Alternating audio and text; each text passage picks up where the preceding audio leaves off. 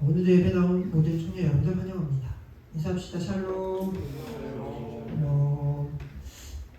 날이 갑자기 또 선선하고 쌀쌀해진 것 같아요. 감기 또 조심하시고. 그래서 오늘 예배 가운데 굉장히 덥네요. 약간 우리 열기 때문에 그런 것 같아요. 그죠? 참 찬양, 뜨거운 또 찬양을 또 같이 나눠주시는 찬양팀 너무나 감사하고, 우리 하나님을 오늘 이 시간 또 말씀으로 또 같이 나누고 은혜로 결단하고 기도하며 나아가는 특별한 시간 되기를 소망합니다. 갈라디아서의 말씀을 우리가 이제 계속 나누고 있어요. 이제 얼마 안 남았습니다. 벌써 이제 갈라디아서가 6장까지 있는데 4장까지 왔어요. 특별히 오늘 갈라디아서 오늘 우리가 읽은 이 말씀은요, 그 전까지 바울이 했던 약간 모습과는 다르게 바울의 감정이 드러나 있는 본문입니다. 그래서 어떤 학자들은요, 논리적이고 굉장히 논리적 흐름에 따라서 바울이 이렇게 논증을 잘하는 사람인데, 갑자기 이렇게 감정적으로 이야기를 하고 뭔가 이 글 안에서의 흐름도 뭔가 이상하고 맞지가 않는 것 같아서 이것이 바울의 글이 아니다라고 생각하는 사람들도 있어요. 근데 저는 당연히 바울의 글이라고 확신하죠. 오늘 말씀은 분명히 논리보다는 바울의 약간의 감정이 더 묻어있는 글은 맞습니다. 그러나 오히려 바울의 심경과 감정이 드러나 있기 때문에 바울의 진실성과 진정성이 더 느끼게 해주는 본문이 아닐까 싶어요. 바울이 갈라디아 교회 성도들을 어떻게 사랑했는지, 그들과의 관계가 어땠는지 진심으로 진실성이 느껴지는 그런 본문인 것이죠. 마치 이런 것 같아요. 이성적으로 객관적으로 어떤 대상을 향해서 잘못한 어떤 대상에게 부분 지적하면서 이야기를 하다 보니까 점점 마음 가운데 들끓는 마음, 애타는 마음, 왜 저러지? 이게 아닌데 라고 하면서 점점 격양되면서 격분하는 모습으로 오늘 바울이 이 이야기를 하고 있는 것이 아닌가 라는 생각이 듭니다. 여러분, 사랑에 받는 말은 무관심이잖아요. 그죠? 무관심하다면 이렇게까지 하지 않았을 것 같은데, 바울이 지금 갈라디아 교회들 성도들을 너무나 사랑했기 때문에 복음에서 다른 방향으로 간 그들에게 지금 설명을 계속하면서 복음에 대해서 이야기하면서 감정이 이제 올라오고 있는, 어쩌면 바울의 진심이 느껴지는 대목이 아닐까라고 싶습니다. 아닐까 생각되어집니다. 오늘 말씀을 보면요, 바울이 어떻게 갈라디아 교회를 개척하게 되었고 갈라디아 성도들과 어떤 관계를 맺었는지를 엿볼 수가 있어요. 오늘 12절 말씀에 이렇게 시작하는데요, 우리 같이 한번 읽어볼게요. 시작.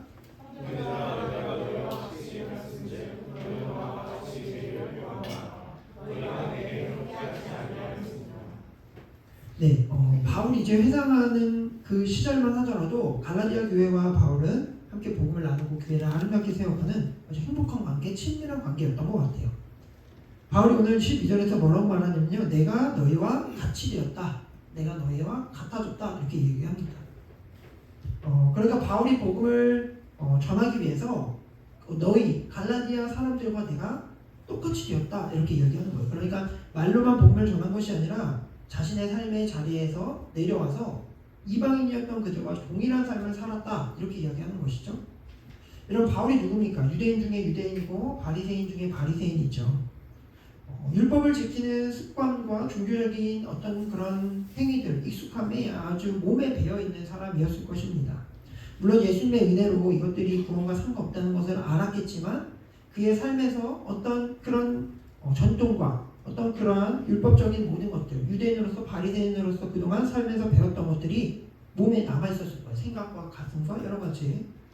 그런데 오늘 바울은요, 그 갈라디아 교회의 성도들과 교제하기 위하여서 자신의 모든 것을 버리고 이방인들과 함께 먹고 마시고 놀고 말하고 자고 그들과 함께 기쁨과 슬픔을 나누고 고민과 걱정을 깊이 공유하면서 내가 내 자신을 그들에게 바쳤다라는 것입니다. 그래서 내가 너희와 같이 되었다, 이렇게 지금 표현하는 것이죠. 여러분, 바울은 지금 복음의 능력을 아주 잘 보여주고 있습니다. 복음의 은혜로 새로워진 그리스도에 있는 어떤 사람이냐면요, 내가 너희와 같이 되었다 라고 고백할 수 있는 사람이 구원의 은혜를 아는 사람이죠. 내가 다른 사람과 같아지는 것이 은혜를 아는 자의 모습입니다. 왜 그래요? 내가 중심되어서 내가 인정받고 내 판단이 괜찮다는 소리를 듣기 위해서 내 뜻대로 내 중심적으로 살아가는 그런 모든 것들은 죄의 본성이죠. 그렇죠? 죄의 주된 본성은 내 중심성입니다. 그래서 복음을 아는 사람은 오히려 반대로 나를 내려놓을 수 있게 되는 것이죠. 자기 중심적인 죄된 분석을 역행할 수 있는 것이죠. 나에게 맞추라고, 내 생각이 맞고 나를 본받으라고 말하지 않고 오히려 내가 다른 이들에게 맞춰줄 수 있는 것, 이것이 복음을 아는 그리스도인의 삶에서 나타나는 아름다운 모습, 태도인 것이죠. 여러분, 우리가 사는 이 세상은요, 또 우리가 가지고 있는 죄된 본성은 늘 고집스럽게 어때요? 내 중심적이죠. 자기 중심적입니다. 우리가 사는 이 사회는요, 주관이 뚜렷하고 고집스럽게 자신의 뜻을 밀어붙이고 나아가야 성공한다, 이렇게 말하는 세상입니다. 내가 피해보지 않고 내가 이익을 얻고 내게 가치 있는 일을 위하여서 움직여야 된다, 밀고 나가야 된다, 이렇게 부추기는 세상이에요. 우리의 마음도 마찬가지죠. 그죠? 근데 여러분, 성경을 보면 볼수록, 말씀을 알수록 복음은요, 전혀 다른 질서를 늘 바라고 있습니다. 성령 하나님은요, 이 세상과 우리의 죄된 본성과 다른 길로 우리를 안내해요. 마태복음 7장 12절에 뭐라고 이야기하냐면 이렇게 이야기해요. 우리 같이 읽어볼게요. 시작.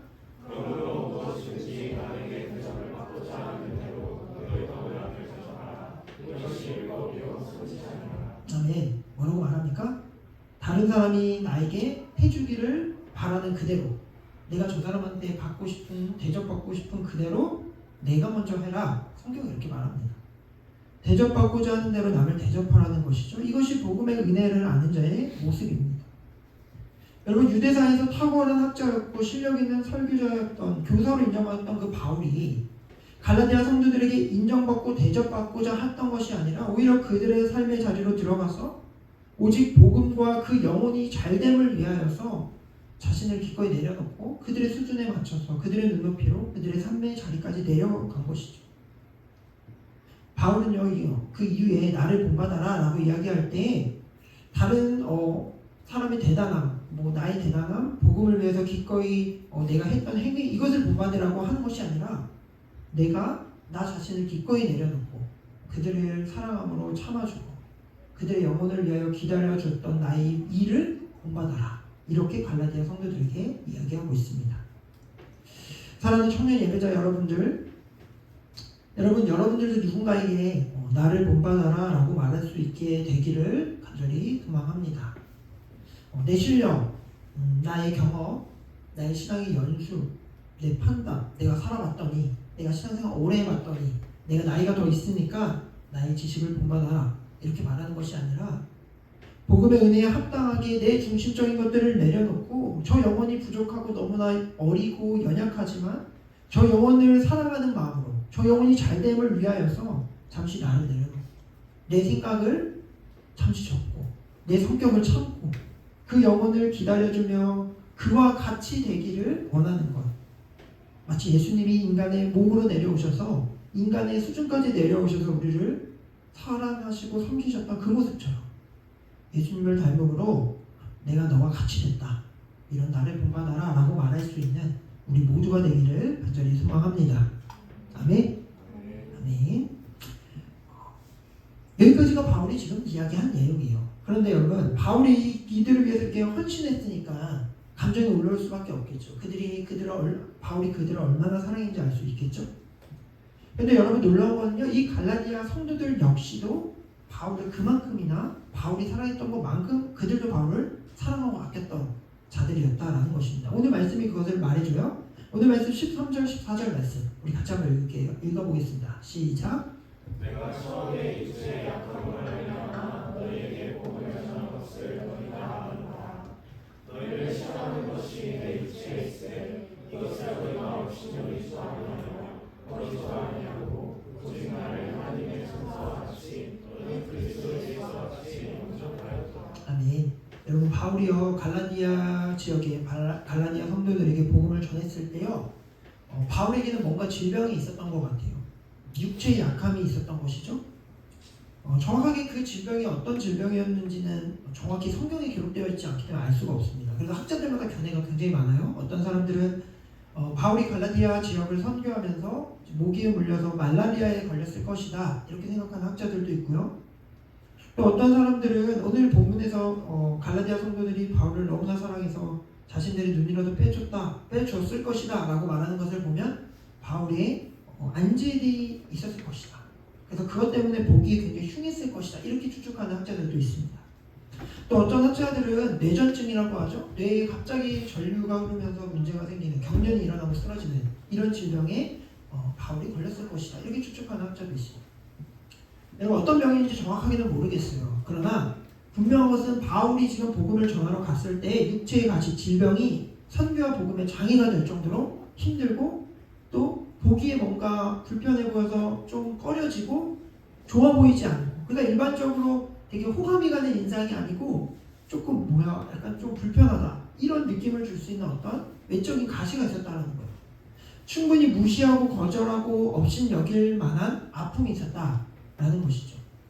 실제로 바울은 하나님께 나의 가시를 걷어가달라 이런 기도를 간절히 했던 것도 우리가 알고 있죠. 그러나 하나님이 내게 은혜가 그것이 너에게 족하다 이렇게 말씀하시면서 바울이 하나님을 더욱 의지하게 되는 장면이 또 성경에 나오는데요. 어찌되었든 바울의 육체의 약함은 사람들 눈에 보기에 분명히 드러나는 질병이었고, 그 질병은 얼마든지 불쾌함을 유발할 수 있고 또 업신여길 수도 있고 부정한 어떤 질병이었다면 침을 뱉으며 경멸할 수도 있는 그런 상황이었다라는 것입니다. 그런데 여러분 갈라디아 교회 성도들이 이런 바울을 어떻게 대합니까? 마치 오늘 성경을 보면 하나님의 천사와 같이, 혹은 예수님이 이 땅에 계셨다면 예수님을 대접하는 것처럼 아주 극진하게 그 바울을 영접하고 환영했다라고 말해요. 그러니까 바울이 그렇게 맞이하고 환대했다라는 것이죠. 어떻게 그럴 수 있었겠어요? 갈라디아 교회 성도들도 그 복음을 듣고 복음의 은혜 가운데 정말로 바울을 그렇게 수용하고 품어주고 대할 수 있는 그들에게 복음의 은혜가 있었기 때문이겠죠. 우리도 이방인임에도 불구하고 우리도 그렇게 하나님이 존귀하게 여긴 자들인데 우리를 위하여 나온, 우리를 위하여 복음을 전하는 그 바울을 향해서도 동일한 마음을 품었던 것이죠. 여러분 은혜를 누리는 그리스도인의 모습을 갈라디아 교회 성도들이 잘 보여주죠. 어떤 사람이 가지고 있는 매력, 재능, 가치, 탁월함 때문에 그 사람을 그렇게 대접해주는 것이 세상이죠. 그러나 대접받을 만한 사람을 대접하는 게 세상이고 또 그렇게 하는 것이 당연한 것이 우리의 세상이지만 그리스도인은 다르다라는 것입니다. 여러분 그리스도인은 어떤 사람이에요? 상대의 가시도 실족할 만한 어떤 그런 것들도 기꺼이 긍휼히 여기면서 예수님이 나에게 하셨던 것처럼 예수님을 영접하듯 모든 존재를 소중하게 가치 있게 인정해줘야 하는 것이죠. 복음의 은혜가 있을 때 가능한 것입니다. 복음의 은혜가 있을 때 상대의 가시는 약점이나 혐오가 아니라 그걸 볼 때 긍휼히 여겨지게 되는 거예요. 안타까움으로 저 사람의 가시가 나의 기도 제목이 되어지는 것이죠. 더 나아가서 그것이 장애나 어떤 관계의 벽이 되는 것이 아니라 후에는 그 모든 것이 다 덮여져서 아무것도 아닌 것처럼 그냥 일반적으로 자연스럽게 함께 덮어짐으로 교제할 수 있게 되는 것입니다. 이것이 그리스도인의 모습, 은혜라는 자의 모습이죠. 사랑하는 청년 예배자 여러분들, 우리가 사는 세상이 얼마나 차갑습니까? 그죠? 여러분 세상에서는 다른 사람의 약점을 그냥 놓치지 않습니다. 어떤 사람이 실수하거나 약한 모습, 부족한 부분이 보이면 어떻게 해요? 그것을 물고 늘어지고 어떻게 해서든 그것을 밟고 그 약점을 가지고 어떻게든 괴롭히고 그 사람을 짓밟고 올라가려고 하는 것이 세상입니다. 경쟁 속에서 작은 실수는 용납되지 않습니다. 실수하면 안 되죠. 그죠? 기대에 조금이라도 벗어나면 관계가 틀어지고 비난받고 정죄하고 그렇게 쏘아붙이는 것이 이 세상입니다. 그래서 우리 세상에서 너무나 힘들죠. 차갑죠. 그런데 여러분 이러한 세상이 교회 안에 있으면 되겠습니까? 여러분 만약에 우리 공동체 안에 그런 모습이 있다면 여러분 말이 될까요? 우리 옆에 있는 자의 약함과 연약함과 부족한 지체들이 분명히 있을 수 있습니다. 가시처럼 보이고 약간 불쾌하고 불편하고 심지어 혐오스럽게 느껴지는 어떤 부분이 있을 수도 있어요. 세상은 그런 사람들을 못 봐주겠다고 하고 가까이 하지 않으려고 하고 그들의 가시를 지적하겠지요. 그러나 여러분 예수 그리스도의 은혜를 아는 자들이라면 그의 연약함을 어떻게 해야 됩니까? 덮어줘야 되죠. 버리지 않고 하나님의 천사를 대하듯이 마치 예수님이 오셔서 이곳에 계시는 것처럼 저 사람의 모습으로 예수님이 오셨다면 우리가 어떻게 해야 되겠습니까? 예수님이 저런 자의 약한 자의 모습으로 오셨다고 생각하며 예수님을 대하듯 그렇게 우리가 영접해야 되죠. 왜 그렇습니까 여러분? 단순히 착해지고 선을 행하기 위함이 아니잖아요. 우리가 복음의 은혜를 알기 때문에 그렇습니다. 여러분 우리에게 있는 가시도 주님은 내치지 않고 어떻게 하셨어요? 죽기까지 우리를 사랑하셨죠. 품어주셨죠. 주님의 은혜가 아니면 여러분 우리가 사람 구실할 수 있는 사람입니까? 아니죠. 그죠? 우리는 사람 구실 못하는 사람이에요. 정죄받기 딱 좋고 욕먹기 딱 좋고 능력 없고 실력 없는 자들입니다. 그러나 주님의 은혜로 사랑으로 우리는 오늘 가치 있는 존재가 되었어. 이런 우리가 그런 사랑을 받았다면 우리의 공동체 가운데도 그런 사랑이 흘러가야 되지 않겠습니까? 여러분 이렇게 바울과 갈라디아 교회 성도들은요 복음 안에서 서로를 너무나 사랑하고 너무나 아끼고 용납하고 마치 우리 하랑 청년부와 같이. 아멘입니까? 다른 세상 얘기예요? 너 뭔 얘기예요? 아니죠. 우리처럼 둘도 없는 너무나 가까운 친구와 같은 사랑스러운 믿음의 공동체였다라는 것이죠. 근데 여러분 너무나 안타까운 것은 오늘 말씀 하반절을 보면 어떻게 해요? 지금 그 관계가 깨진 거죠. 그죠? 어제까지 정말로 절친한 친구 사이였어요. 근데 하루아침에 원수가 됐습니다. 서로 거리를 두고 서로 비난하고 나의 정말 마음을 다 쏟았던 사람이었는데 그 사람이 나를 적대시한다면 여러분 마음이 어떻겠습니까? 여러분 분노와 배신감, 더 나아가서 서운하고 슬프고 우울한 마음이 들지 않겠어요? 여러분 바울은 오늘 이 글을 쓸 때 그런 마음, 그런 심정이 아니었을까 싶습니다. 둘도 없던 너무 사랑하는 관계, 복음 안에서 주 안에서 하나 되었던 그 성도와 그 목회자와의 그 아름다운 관계를 유지하던 그들이 이제는 정말 바울이 언급한 대로 원수나 다름없는 관계가 되었으니까 바울의 마음이 어땠겠습니까? 너무나 속상하고 격분이 될 수밖에 없겠죠. 여러분 어디서부터 잘못된 것일까요? 뭐가 이들을 이렇게 만든 것일까요? 깊은 관계에서 원수의 관계가 되어버리는 이 무서운 것. 여러분 이 무서운 이 모습 왜 무섭냐? 오늘 우리의 공동체에도 얼마든지 일어날 수 있는 모습이기 때문에 그렇겠죠. 여러분 어떤 공동체든지 이 바울과 갈라디아와 같이 이렇게 사랑스러운 관계였다가 하루치는 꼴보기 싫은 밉상의 원수처럼 여겨지는 상황이 일어날 수 있어요. 사람 관계 가운데. 그렇다면 여러분 뭐 때문에 그런 일이 일어난가 하는 것이죠. 뭐가 문제입니까? 뭐가 잘못이에요? 오늘 바울이요 갈라디아 교회 성도들에게 오늘 이렇게 물어봐요. 15절의 상반절 말씀인데 뭐라고 물어보냐면 이렇게 말합니다. 한번 읽어볼게요. 시작. 네, 바울이 오늘요 정말 그 애절한 마음을 물어보는 거예요. 너무 속상해서 답답해서 갈라디아 교회 성도들에게 너희의 복이 지금 어디 있느냐? 너 복 지금 어디 있니? 이렇게 물어봐요. 여러분 여기서 복이라는 이 의미는요 기쁨을 말해요. 기쁨. 어떤 기쁨입니까? 복음을 받고 복음으로 인하여 누렸던 그 놀라운 기쁨, 복음의 은혜를 알았던 기쁨, 복음의 은혜, 이 복이라고 이렇게 지금 표현하고 있어요. 그러니까 지금 그들에게 말하는 거죠. 예수 그리스도가 자격 없는 날, 허물과 죄로 완전히 오염되었던 죄로 쩌들어 있던 나를 구원하셨다는 그 놀라운 복음. 그 복음의 놀라운 은혜로 유대인이나 이방인이나 남자나 여자나 헬라인이나 유대인이나 자유인이나 종이나 상관없이 누구든지 하나님의 백성이 되고 서로 동등하게 평등하게 서로의 약점과 단점이 혐오가 아니라 서로를 긍휼히 여기며 덮어주며 나의 눈이라도 빼어주고 싶었던 그 사랑, 그 복음의 기쁨, 복음의 은혜, 그 복음으로 누리던 그 축복이 너희 가운데 지금 어디 갔느냐? 이렇게 물어보는 것이죠. 너희가 받았던 복음, 그 복음의 감격과 기쁨이 지금 어디 있니? 이렇게 물어보는 거죠. 여러분 갈라디아 교회 공동체와의 시작은요 복음의 상실에 있었습니다. 여러분 진짜 복음이 그 공동체 안에 사라지니까요 공동체의 민낯이 드러나는 것이죠. 다른 복음을 쫓아 나아가니까요 세상보다 더 못한 위선과 역겨운 십자가의 보혈로 씻겨지지 못한 악취가 나는 그런 관계가 되는 것입니다. 관계가 다 깨지고 원수가 되는 거예요. 여러분 은혜가 사라지면 어떤 현상이 일어나는지 아세요? 은혜가 사라지면요 저 사람의 허물이 보이기 시작합니다. 내 안에 은혜가 사라지면요 침을 뱉게 돼요. 은혜가 사라지면 멸시하고 아끼지 않게 됩니다. 여러분 은혜가 사라지면요 내가 대접받고 내가 인정받고 싶어집니다. 세상과 다를 것 없는 모습으로 나아가게 되죠. 은혜가 사라질 때의 현상들입니다. 여러분 그래서 바울은 진심으로 안타까운 마음으로 갈라디아 교회 성도들을 사랑하는 마음으로 오늘 19절에 이렇게 이야기해요. 19절 말씀 같이 한번 읽겠습니다. 시작. 나의 자녀들아 너희 속에 그리스도의 형상을 이루기까지 다시 너희를 위하여 세상을 수고를 하노니 아멘. 여러분 바울이 뭐라고 말합니까? 하나님의 예수 그리스도의 형상에 이르기까지 너희를 위하여 해산하는 수고를 내가 하겠다 이렇게 말합니다. 사랑하는 청년 예배자 여러분들, 이 세상에 좋은 교회가 있을까요? 이 세상에 좋은 교회는 없어요. 여러분 좋은 목사님이 있습니까? 없어요. 이 세상에 좋은 목사는 없습니다. 왜입니까 여러분? 다 망가지고 깨지고 죄로 쩌들어간 이 죄인들이 모인 곳이 교회예요.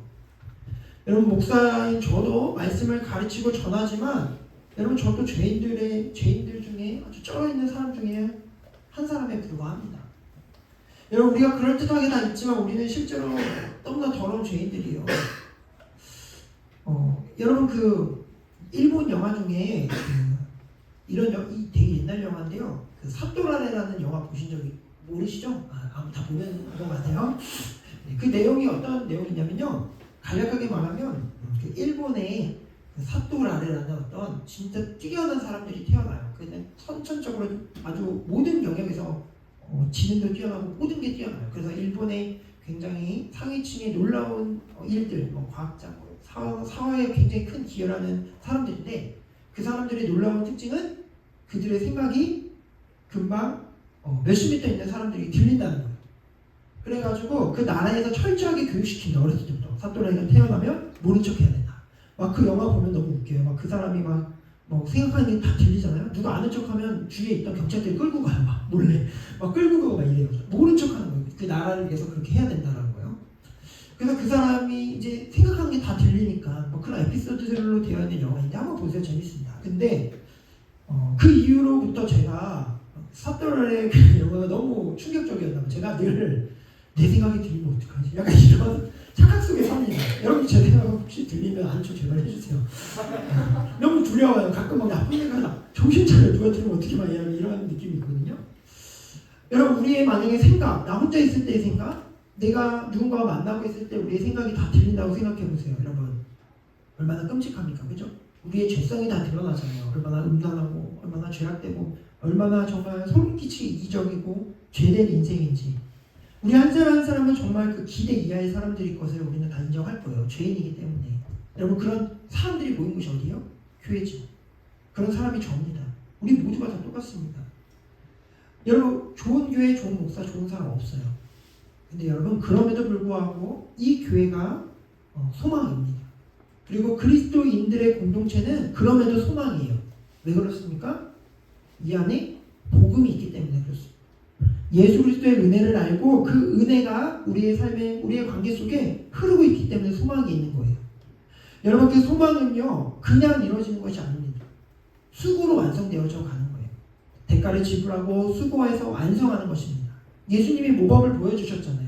죄의 대가로 우리가 십자가에 죽어야 되는데 우리를 대신하여 우리의 죄값을 대신 치르심으로 새롭게 하시고 새롭게 회복시킨 그 복음의 은혜, 악하고 미련하고 혐오스러운 인생들을 끝까지 붙잡아서 정말 해산하는 고통으로 아픔을 감내하며 교회를 세워가시는 그 예수님, 그 하나님의 모습, 은혜를 우리가 이제는 알고 그 은혜로 이 공동체를 세워가는 것입니다.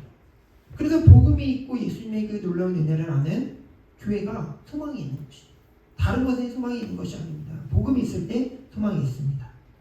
수고가 이 소망을 이루어가죠.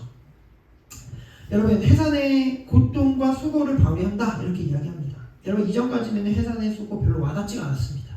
근데 얼마 전 여러분 출산의 경험을 경험한 이후 이 말씀이 진짜 너무 와닿았어요.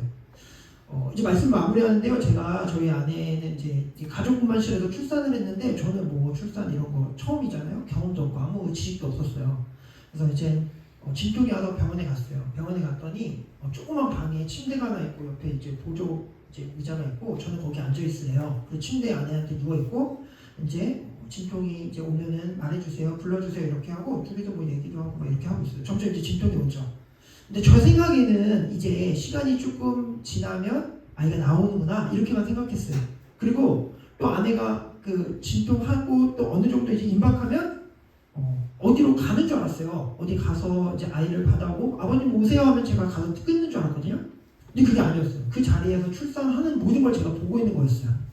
그래가지고 제가 너무 옆에서 이제 출산해서 애가 도화가 태어 나오는 것까지 다 본 거예요. 물론 이렇게 걔가 나오는 걸 정면에서 본 거 아니고 옆면에서 거기 이제 보지 마세요 하고 이제 얼굴 보고 그러는 걸 보는 건데 굉장했습니다. 여러분. 그 출산의 경험이 굉장했는데 출산이 정말 쉬운 게 아니구나 이런 생각을 했어요. 그냥 아내가 열심히 힘주고 제가 옆에서 손잡아주고 이렇게 하면은 아이가 나오는 줄 알았거든요. 그게 아니더라고요. 어떻게 하는지 아세요, 여러분? 이제 진통이 점점 심해지잖아요. 그러면 이제 자궁문이 열렸어요, 막 이러잖아요. 그러면 간호사 두 분이 들어오십니다. 그럼 한 분이 아내 배 위에 올라가가지고 배를 눌러요. 그리고 옆에 있는 분이 또 팔을 꽉 잡아주면서 애가 나올 수 있도록 두 사람이 막 배를 눌러요. 저도 막 손을 잡고 있고 아내는 막 너무 힘들다고 그러고, 근데 의사 선생님 아래에서 이제 아기가 얼마큼 나왔는지 얘기해줘요. 그렇게 1차 하고 안 되면 또 나가요. 조금 이따 올게요 하고. 그럼 또 오셔가지고 3명이 4명이 옆에서 누르고 이렇게 해가지고 그렇게 해서 아이가 딱 태어났더라고요. 그래서 아내는 굉장히 그래 보이지 않지만 여러분 굉장히 강한 사람이고 고통을 진짜 잘 참거든요. 아내가 수술을 몇 번 했는데 되게 회복이 굉장히 빨랐어요. 근데 자신의 삶의 가장 큰 고통이었다. 자기 진짜 죽을 뻔했다. 중간에 정말 못할 뻔했다. 막 이렇게 얘기하더라고요. 여러분 저는 이제 그것을 보면서 생명이 출산되기 위해서 고통이 반드시 있어야 돼요. 생명이 나오기 위해서 고통이 있어야 됩니다. 근데 여러분 진통 중인 산부는요 힘들어서 그냥 포기하지 않죠. 포기하고 싶었을 뿐이겠지만 아이가 뱃속에서 나오기를 산모와 아빠와 모두가 그 자리에 있는 사람이 바라죠. 그래서 어떻게 해요? 고통을 참습니다. 고통에 함께 해요. 뱃속에 아이가 계속 남아있기를 원하지 않아요. 태어나기를 원하죠. 그죠? 태어났을 때 어떻게 해요? 이 세상의 그 어떤 것과도 비교할 수 없는 기쁨을 누리게 되죠. 여러분 생명을 위해서는요 고통 반드시 필요합니다. 바로 오늘 그 고통을요 해산의 수고라고 표현합니다. 언제까지요? 예수 그리스도가 오실 그때까지 예수 그리스도의 형상으로 주 되심이 드러나는 공동체를 이룰 때까지 바울은 이 해산의 고통을 예수님의 복음의 은혜로 내가 감당하겠다라고 이렇게 고백합니다. 사랑하는 청년 예배자 여러분들, 좋은 교회 또 좋은 청년부, 좋은 공동체는요 가만히 만들어지지 않습니다. 복음이 있어야 하고요. 그 복음으로 말미암아 소망된 공동체는 해산하는 수고가 반드시 필요합니다. 바울과 같이 기꺼이 다른 이와 같아질 수 있고 그 사람을 맞춰 나를 낮추는 수고와 헌신이 반드시 필요합니다. 갈라디아 교회 성도들이 바울에게 했던 것처럼 약함과 부족함과 이런 것들이 혐오와 정죄로 가지 아니하고 기꺼이 풀어주고 따뜻하게 기다려주고 그 영혼이 잘됨을 위하여 마음을 붓는 그런 수고가 필요합니다. 예수님 역시 십자가에서 해산의 그 고통, 수고 단 1초도 망설이지 않고 우리를 향하여 청생 전부터 계획했던 그 일을 이루셨죠. 오늘 주님은요 그 은혜를 아는 우리에게도 동일하게 말씀하십니다. 정말 복음의 은혜를 안다면 우리 이 교회가 이 청년부가 소망 있는 이 세상과 구별된 공동체가 되기를 원한다면 수고해라. 너 수고해. 수고하렴. 받은 은혜를 가지고 수고하렴. 어떻게 해요? 아기를 낳는 것처럼. 쉽지 않을 거지만 고통스럽지만 그 수고가 있을 때 생명이 태어난다고 이야기하는 것입니다. 여러분 간절히 바라기는 우리 귀한 사랑하는 우리 청년부 공동체의 믿음의 사람들 여러분들 한 명 한 명의 입술에서 내가 그 수고를 아끼지 않겠다고 고백하는 결단들이 있었으면 좋겠습니다. 왜 이래? 우리 공동체 왜 이래? 저 사람 왜 이래? 여러분 말로는 변화되지 않습니다. 미랄처럼 썩어지는 결단과 헌신이 있을 때 그 한 사람의 결단으로 소망이 되는 것이에요. 여러분 해산의 그 고통 쉽지 않지만 한 사람 한 사람이 그 수고하기를 마다하지 않을 때 우리는 예수 그리스도의 형상을 닮아가는 아름다운 공동체가 될 줄로 믿습니다. 바울과 갈라디아 교회가 그렇게 사랑했던 그 아름다운 공동체 우리 안에서도 이루어가기를 간절히 소망합니다. 복음을 잃어버리지 아니하고 해산하는 수고를 기꺼이 은혜 가운데 감당하는 우리가 되기를 간절히 바랍니다.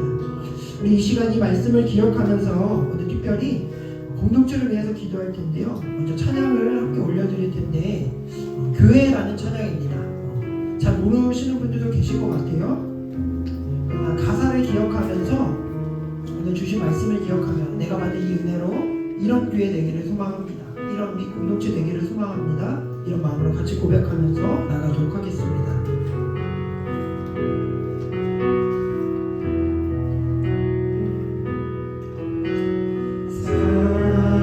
사랑이 넘치기보다 사랑이 넘치는 교회 섬김을 원하기보다 섬김의 기쁨 알아가는 교회 세상이 주목하기보다 주님 주목하는 교회 화려한 겉모습보다 중심이 주를 향한 교회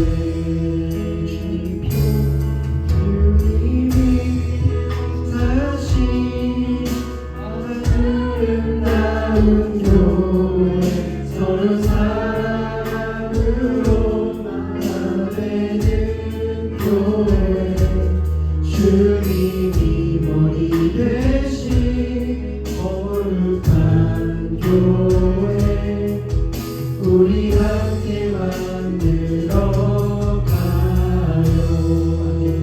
내 장을 생각보다 내 장을 생각보다도 강하게 소중하는 교회 세상에 알려지기보다 서로가 서로를 깊이 아는 교회 주님 피로 사신 아름다운 교회 서로 사랑으로 하나 되는 교회 주님이 머리 되신 거룩한 교회 우리 함께 만들어 주님이 피로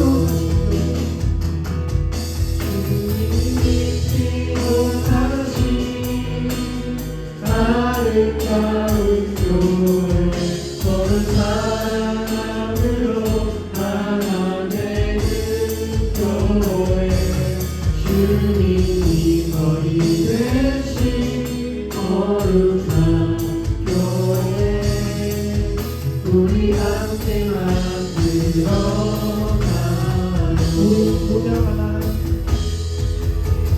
우리는 무명하나 유명한 자요 주의 이름 속에도 생명 가졌고 근심하나 기뻐하며 하나 다른 이름 부욕해 하는 자 우리는 무명하나 우리는 무명하나 유명한 자요 주의 이름 속에도 생명 가졌고 근심하나 기뻐하며 다른 이름 부욕해 하는 자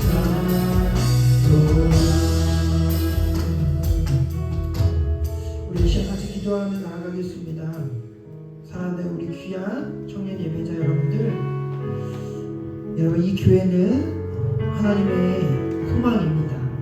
그리고 여러분 교회는 여러분들이 예수님의 자랑이자 소망입니다. 여러분 오늘 우리 가운데 그 예수 그리스도의 아름다움이 드러나기를 소망합니다. 우리 교회는 세상과 달라야 합니다. 여러분 우리 공동체는 세상과 달라야 합니다. 무엇이 달라야 합니까? 우리 가운데는 복음의 은혜가 있어야 됩니다. 여러분, 은혜가 사라질 때 세상과 다를 것 없는 우리의 모습이 드러날 거예요. 죄악된 모습들, 그 죄악 앞에 지적하고 저 사람보다 내가 나으려고 하고 인정받으려고 하고 저 사람에게 나를 본받으라고 말하는 그러한 세상과 다를 것이 없는 우리의 모습이 드러날 것입니다. 그러나 예수 그리스도께 그 놀라운 복음의 은혜를 우리 가운데 날마다 풍성하게 누린다면 우리는 하나님이 원하시는 교회, 아름다운 공동체에 이루어갈 것입니다. 바울과 갈라디아 교회가 서로를 그렇게 사랑했던 것처럼 그를 위하여 내 눈이라도 빼어줄 수 있다고 말하는 그 아름다운 내 모습이 오늘 우리 공동체 가운데 회복되기를 간절히 소망합니다. 여러분, 그러기 위하여서 이 소망을 위하여서는 수고가 필요합니다. 여러분, 한 사람의 수고가 필요합니다. 얼마나 수고해야 되냐면 아이를 낳기까지.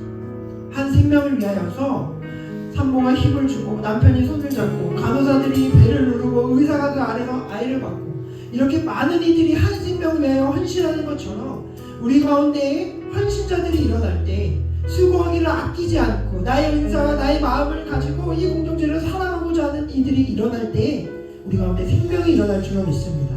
주님, 내가 그런 한 사람 되게 하여 주옵소서. 내가 그런 교회 되게 하여 주옵소서. 나를 통하여 이 은혜가 흘러가게 하시고 우리 하나님 청년부의 공동체가 나를 통하여 회복되게 하여 주옵소서.